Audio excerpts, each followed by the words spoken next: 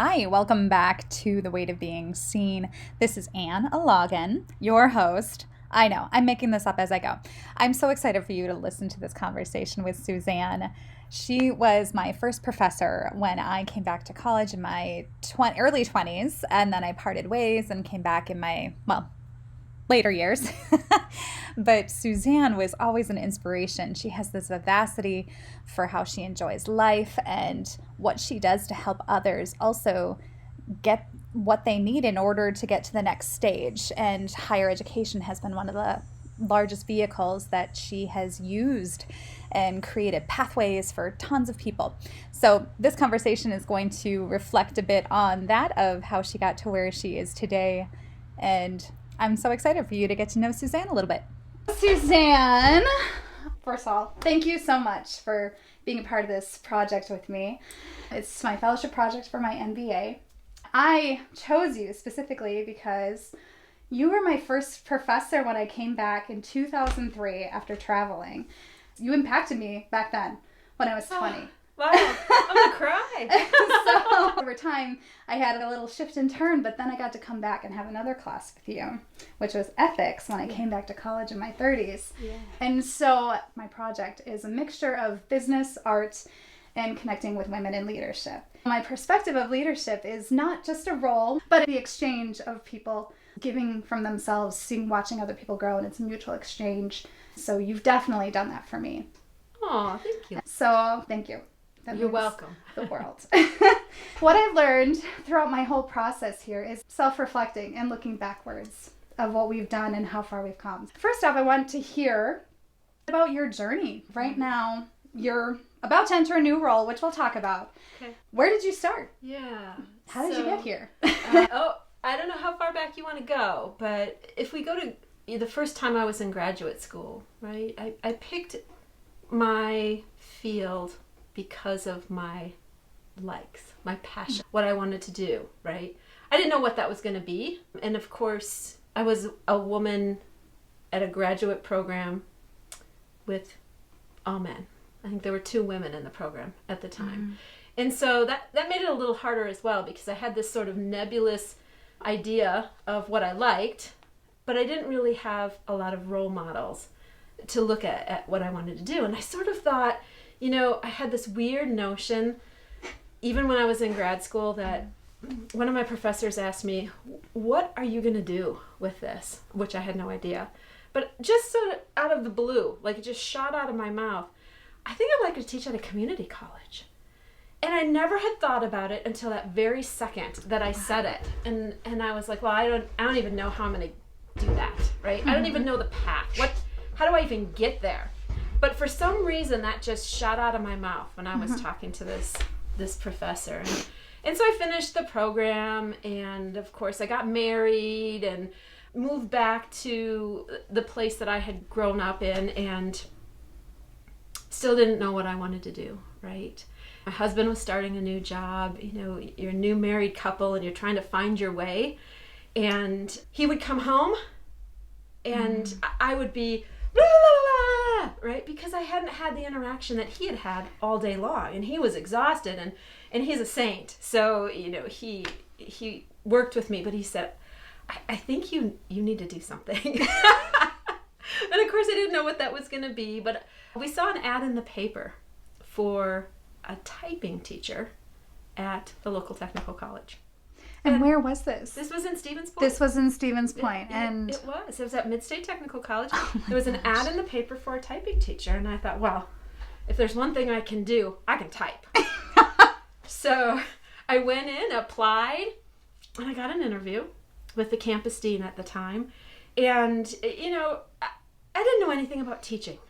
I didn't know anything about methodology, about theory of teaching, because I didn't go to teaching school, right? So, but I believed in myself, and I thought, I can do this because I have the skill, and I'm a pretty good communicator, so I think I can do this. I started teaching typing, and and I would do it at night. I taught night school, and I loved it. I loved getting to be with my students. I loved seeing them grow from being able to type 10 words per minute to being able to type 30 words per minute with no errors. And I mean, it was so satisfying to me. And I did that for a couple of years. And the dean came back to me and said, you know, you're doing all of these things in this area, right? You're teaching typing, you're teaching document processing, you're teaching a class called speed and accuracy,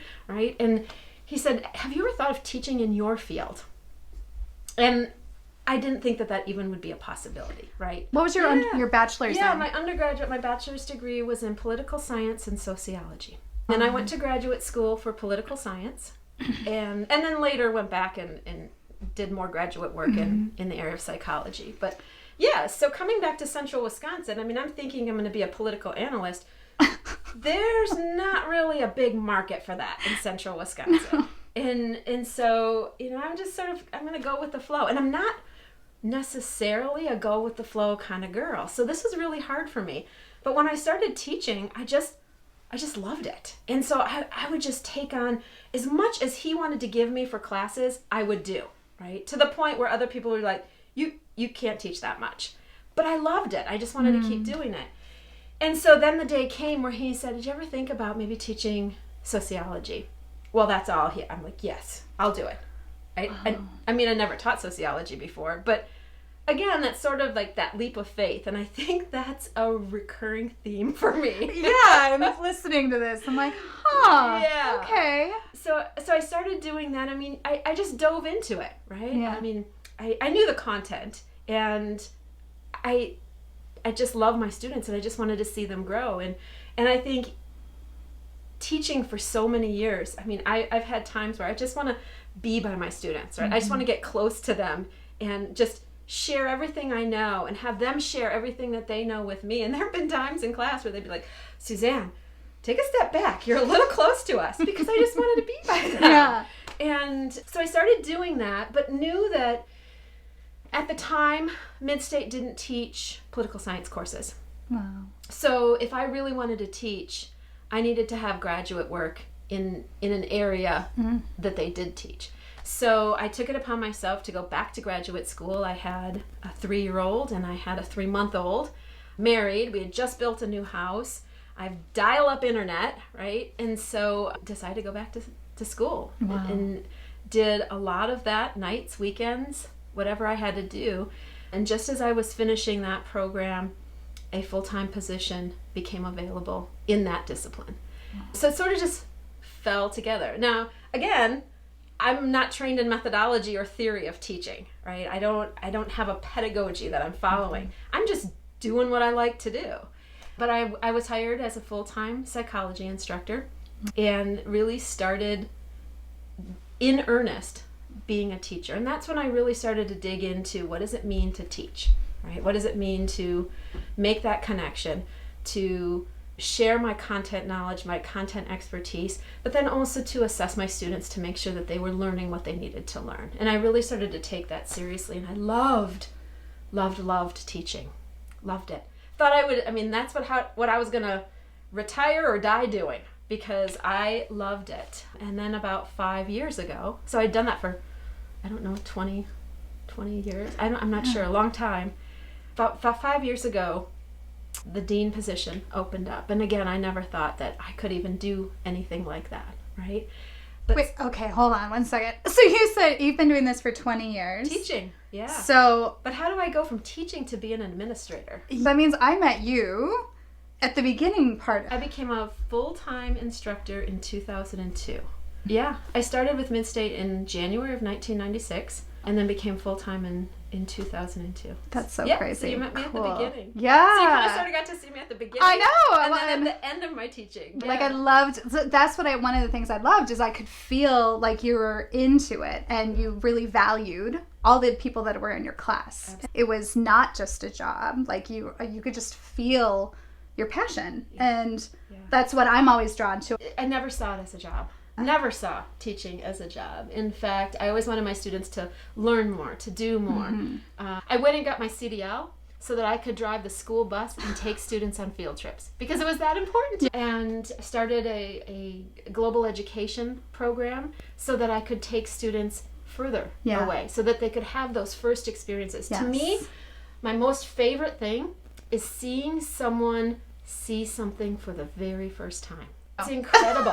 It's incredible, right? Yeah. You know, you're flying into JFK Airport and you watch your students look out the window and they see the Statue of Liberty for the very first time.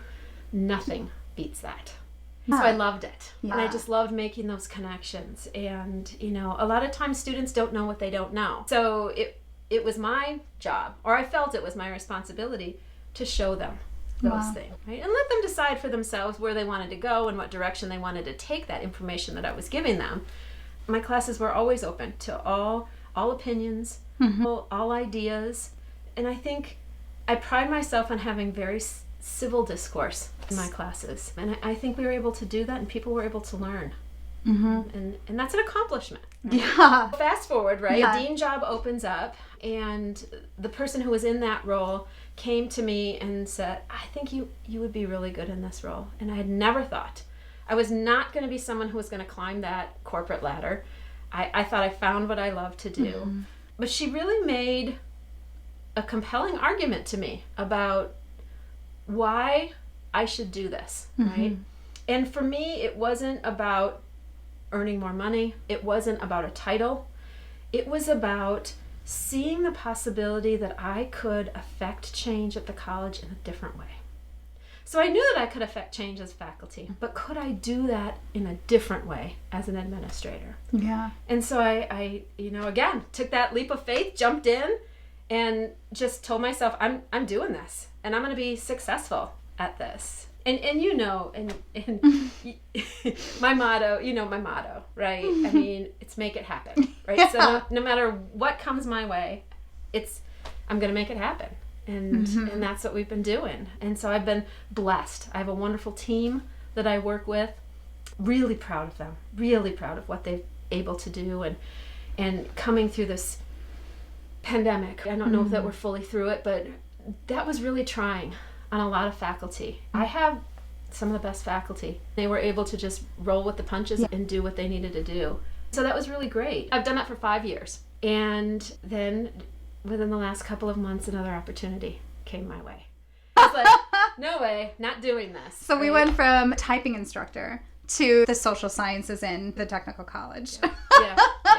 And then after teaching through that and building this amazing team and interests, then you switched to the dean role. Yeah. And what does the dean role do? What I see my job at, I mean, it might be very different than what you see in my job description, but what I see my job as is I'm really a liaison for the faculty between administration and them, right? My job is to make their job as easy as possible.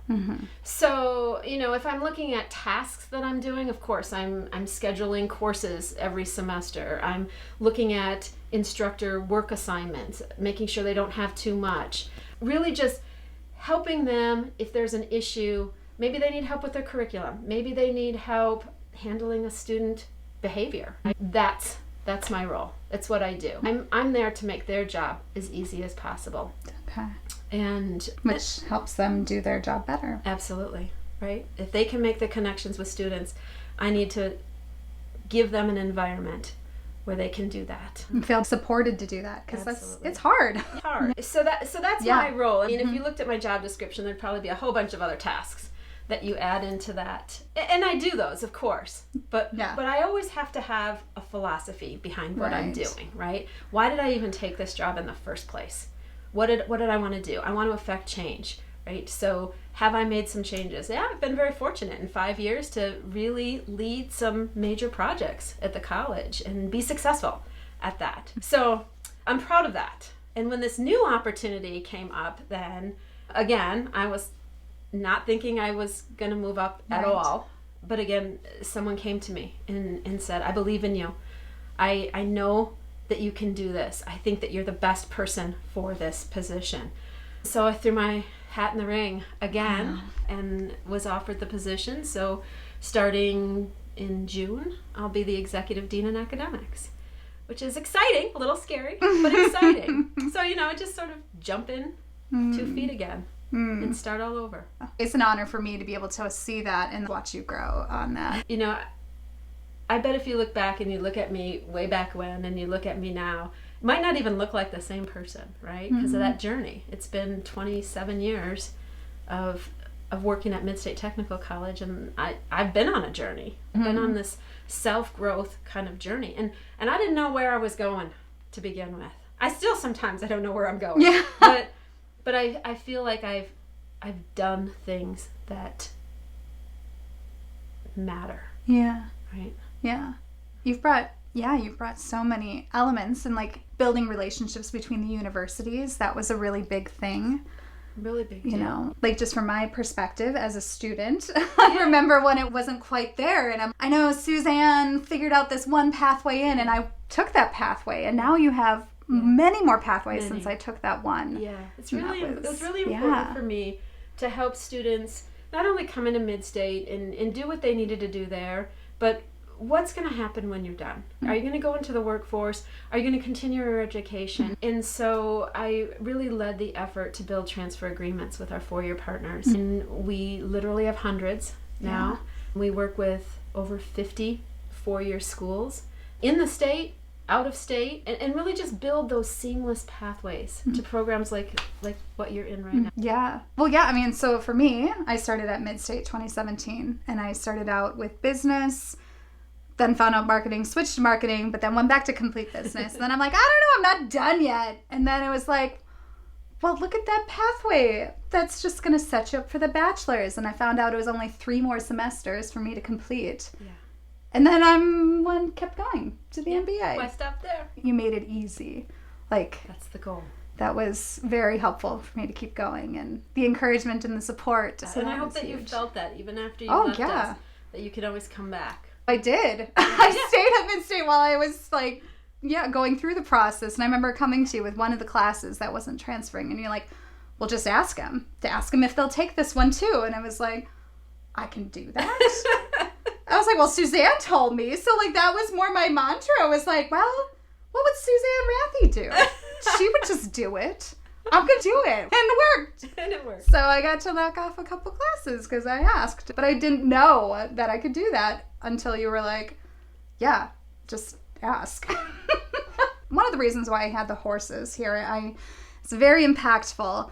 And seeing you not only as an instructor and then an administrator, but I've got to witness you as a friend, and also hearing the story about you with your kids. So can you tell us a little bit about how you really got into horses? Oh, sure. Right. So I'm a wife to the best husband in the world. I'm the mom to 2 beautiful, successful young women. And I didn't grow up with horses. And so our youngest daughter really had quite a tough time in school. From the time she was real little, even through her 2nd year in college. I mean, she suffered a lot from some anxiety issues, just getting overwhelmed in social situations. And so putting her in school, in a traditional school setting, was sometimes very overwhelming. And so I don't think there were many days between 2nd grade and well, probably her junior year in college where she didn't cry. And, as a mom, that's heartbreaking. And you say, what can I do just to make my child happy? I'll do anything just to make my child happy. And so I had an aunt who had a farm, and she had horses. And of course, if you're in the horse world, which I guess we are now, people will say, well, just give her a horse. That helps everything. And so my aunt said, I have this old roping horse. He's gentle, he's kind. How about I just sort of give that horse to Anna? Right? And when I mean old. He died at 50 years old, which is incredible for a horse. But Anna, he really became Anna's best friend. So she could tell him everything after school. He was gentle, so she learned to ride him. And then she got confidence with that and had a little initiative herself, really sought out, where can I get lessons, right? Where can I learn how to ride properly? And so she did that herself. And of course, my husband and I totally supported her in that. She finally found something that she was excited to do, that we could see a smile on her face. And so she did that, and she just, the teacher would say to us, she just has this natural seat. Like, this is just natural for her. Like, what she's doing, I'm teaching her, the foundations, but a lot of it is just her. And so it surprised us a bit, right? And she decided she wanted to switch into more of a Western world, so sought out someone to give her barrel racing lessons, which is, a couple of cities away. So, a couple times a week we would travel for an hour so that she could go and take her lesson. And she just really liked it and really was starting to get good at it. Started to learn how to rope, right? So she was starting to rope calves and steers. And remember, my husband and I knew nothing about this. Like, we didn't know the industry. We didn't know what was happening. But she would go on YouTube and she would watch hours of videos to teach herself how to do these things, and practice and practice and practice. And she would be out with her rope, and she'd rope a bar stool, or she'd rope a garbage can, or she would rope anything. We didn't have livestock for her to rope, so she would just practice, and we'd have to say, Anna, stop. You can't do it that much. You're going to hurt yourself. She just kept at it, and she decided she wanted to compete in this. And, Bruce and I looked at each other and we're like, well, okay. I don't know where that's going to take. Like, we didn't even own a truck, right? We didn't have a trailer. We barely had our own horse, right? And so, but if that's what she wanted to do and that's what was going to make her happy, that's what we needed to do. Mm-hmm. And so we rallied around her, entered her into some high school rodeos. And remember, these are kids who started when they were 5-6 years old, and here's Anna entering, and she's just entering for the first time at 14, so she's way behind, right? And I thought, this kid, she likes it, but she's never going to win anything, right? And that sort of breaks your heart as a mom too, that she's not going to be competitive enough to be in the game, so to speak. And so I would make little bets with her just so she could grow personally, and say, I'll bet you if you can do such and such, I'll buy you blah, blah, blah. That will be your prize, right? And so the very first rodeo we went to, she entered a calf roping, and I didn't even think she'd ever catch anything, right? And so I just made this bet with her, if you can catch your calf in under 5 seconds, this will be your prize. Thinking that I had years before this was going to happen. And of course she goes out and catches that calf in 4.2 seconds. I'm like, okay. And she's so determined. Yeah. And she knew she had to make things up to catch up to everybody else. She practiced. She just had the grit and the determination to do it. And it was her passion. And so we supported her in that, because that's what we needed to do as parents. So we kept doing that. She had a knack for it. She got pretty good pretty quick. And for the last 5 years, she's been rodeoing for the South Dakota State University rodeo team. She's been to big national rodeos where she's done well. And she's not afraid to try new things, right? So very recently, the rodeo world has made one of the traditionally male events a female event. She jumped in, and she was the Great Lakes Circuit champion this year. So, yeah, it's cool to watch her grow, right? I think that that's part of the teacher part of you, the nurturing half. Yeah. But the empowerment of it. And the fact, that you've been able to support her and see that that's what makes her light up. Yeah, it makes her light up, which makes us light up. Yeah. And she makes the whole world light up. So, that's just phenomenal. And, there's a little bit of therapy for us in those horses as well. So, that's how you started getting into riding a little bit more yourself. So why don't you, can you tell me about, what was it like walking out with her, riding with her through that? Yeah. So I had ridden as a child, but never learned the foundations, never learned how to do it the right way. Mm-hmm. I didn't really know much. So I learned as she learned, and getting to experience that with her was incredible. Right? Anytime you can experience something with your children, it's incredible. But really getting to do something that is physical, that sort of, wears you out at the end of the day, but also fulfills you emotionally, spiritually, is great. And to see that connection between Anna and her horses, between me and the horse that I'm riding, right? Between Anna and I, it's really a great circle connection. Well, thanks so much for sharing. Absolutely. Yeah. Thank you. So tell me one thing, like going back to the new position, what are you most excited about? Oh, I think... Like you're terrified but excited. Terrified but excited is exactly right. And I think I'm going to go back to what it was like when I became the Dean of General Education, right? I'm excited to affect change in a new way, right?